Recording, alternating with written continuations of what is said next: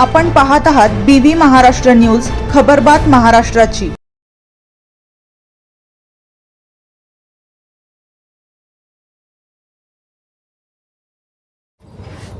डांगसौंदाणे येथे कडकडीत शांततेत बंद। बागलाण तालुक्यातील डांगसौंदाणे येथे महाराष्ट्र राज्याचे उपमुख्यमंत्री तथा अर्थमंत्री अजितदादा पवार यांच्या अकाली निधनाने शांततेत कडकडीत बंद पाळण्यात आला। यावेळी परिसरातील व डांगसौंदाणे गावातील अत्यावश्यक सेवा वगळता सर्व दुकाने बंद ठेवण्यात आली होती।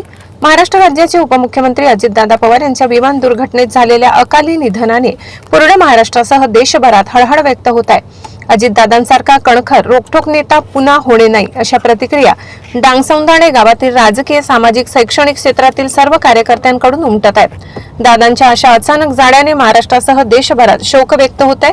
त्यामध्ये डांगसौंदाणे गावातील सर्व ग्रामस्थांकडून अत्यावश्यक सेवा वगळता कडकडीत बंद पाडून सर्व आस्थापने बंद ठेवून भावपूर्ण श्रद्धांजली अर्पण करण्यात आली। BV न्यूज महाराष्ट्रासाठी सहसंपादक भूषण बोरसे।